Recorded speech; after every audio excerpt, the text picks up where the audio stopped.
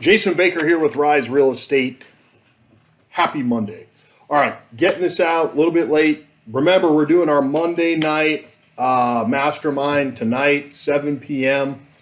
And we'll probably talk a little bit about, some follow-up on this taken territory and whatever else we're going to be working on. So there's a couple scripts. We're going to do some role play. It's going to be fun.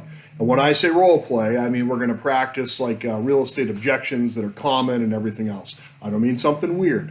All right, now, that was a joke, by the way. You can give me a courtesy laugh. Okay, so this morning with my team, we talked about, I just got back from a seminar down in Phoenix, and it was some of the top team leaders in the country, and we were talking about the market and what we can do collectively. Leadership is super lonely, right?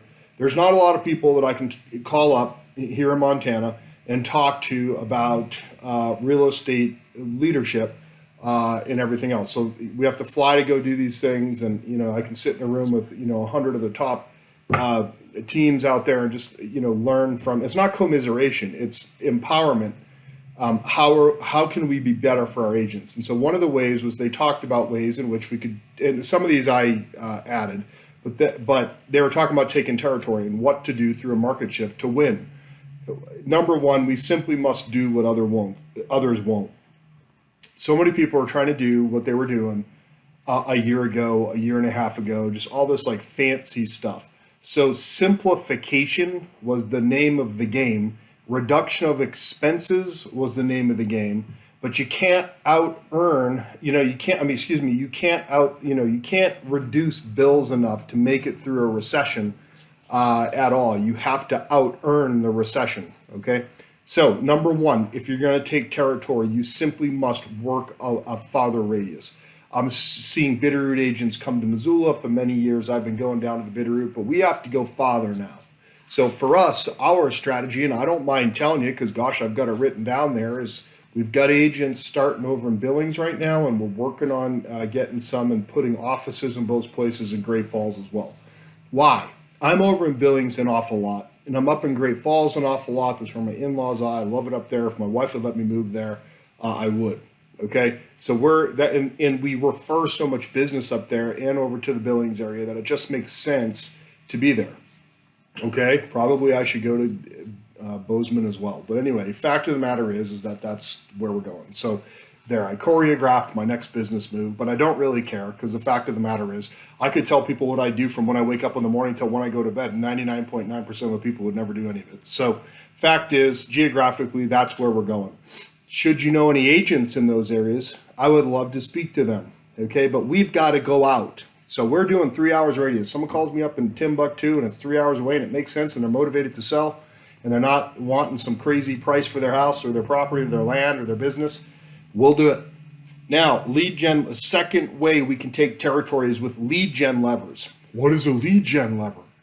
Well, we need to expand whom we speak to. For example, taking territory pertaining to lead gen levers would mean if you're only working your sphere, which is 95% of all real estate agents, they only talk to people that they know for some reason, right? I mean, you're leaving, 75% of other business you could do on the table. But anyway, I digress. I guess sometimes I care more than other people care. But anyhow, if you're only working with your sphere, you should call expired FSBO, just listen to sold. Do more open houses, do some classes.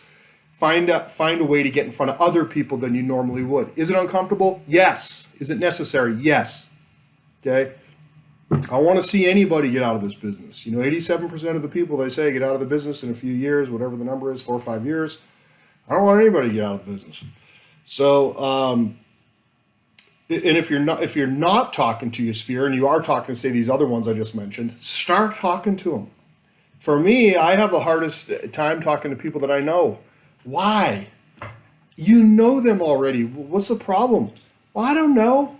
For me, I like talking to new people better. Well, tough crap, Jason. Now you need to call your sphere all the time. Started that this morning. Just looked at how dirty my glasses are.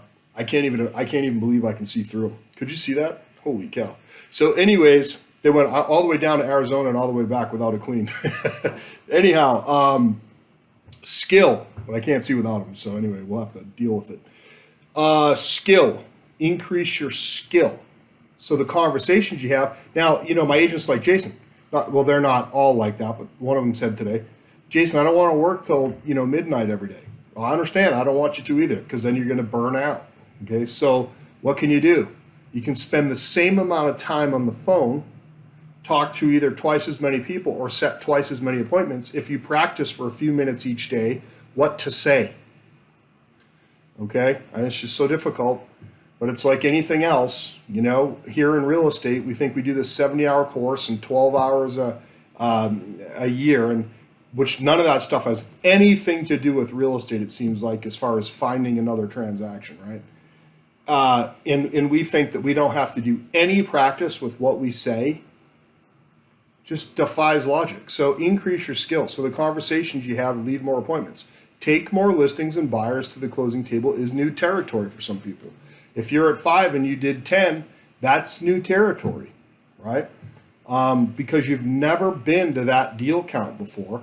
This should be done via role play with people you hunt down outside of the office. So I'm begging my agents, and I don't have to beg them. They're pretty. They understand the importance. So they're reaching out to our national place teams, thousands of agents. They're putting a thing in the Facebook there saying, I'd love to have a role play partner. So they're doing that, and they're practicing what to say outside of the office. And of course, from 8:30 to 9 in the morning, we practice what to say.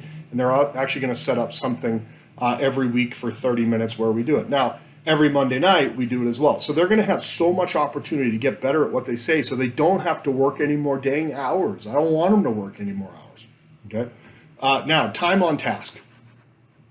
There's this 10,000 hour rule. Once you do something for 10,000 hours, you usually have a pretty good handle on it. Well, I'm already there when it comes to the prospecting and the training prospecting and then some. However, oftentimes we're only talking to 10 people a day, and the markets say down 30%, which is what they're estimating as far as transactions that are going to be less this year than last year is 30%. So just if you had to talk to 10 people a day to set an appointment and get a transaction, you're going to now have to talk to 13. But the rates keep going up, and the demand keeps going down when that happens. So you're probably going to have to end up talking to twice as many people as before. That's also taking new territory because you're going from 10 to 20. You're doubling your talks per day. Some people say, Jason, I don't talk to anyone per day. 87%. Okay. So, or you've got a super wealthy spouse or something like that, and it doesn't make any difference whether you close something or not. If I don't close something, my family doesn't eat. And that's just the way that it is, okay? Regardless of whether I have assets and reserves, praise God we do, but the fact of the matter is that, how long can I go without closing something? I don't ever want to find out, all right? Now, time on task is important. So I'm asking my team to double their daily talks. I can't make them do it. But what'll happen is, and inherently, whether it's my team or anyone else's team, and these are all things that are being shared, right? Inherently, what happens is the agents will start to blame the systems, but it's the systems that they're not working. If they had worked the system, there'd never be the roller coaster of the business. So, we close 2, and then for 2 months we close none, and then we close 3, and then for a month or 2. Because you look back 30, 45, 60 days at the inactivity, because they got a couple deals under contract, then they started doing all the admin, and then they forgot to lead gen, and then the next thing you know, in a month or 2, they nothing closes. So to remove the roller coaster effect of business, you very simply have to have steady lead gen numbers and track those numbers and see how many appointments you're setting. Okay. Now, more than anything right now, having a positive mindset, we should go deeper into our minds than we ever have before. Pretty scary for me, to find the grit that we'll need to thrive in this market. Everybody in that room down there was super excited for the adversity, because leaders kind of thrive on that kind of thing.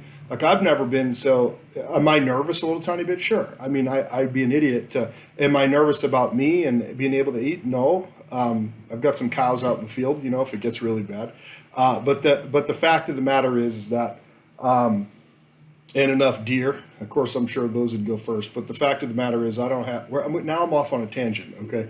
But the fact of the matter is I do worry that my agents, because I worry about them, because I'm in, I have although they have to go take action every day and they do have the systems, the question is, will they? And do I say the wrong thing? Am I doing the right thing? I mean, there's just lots of weird leader mental stuff that goes on. But the mindset overall has to be strong and gritty, okay?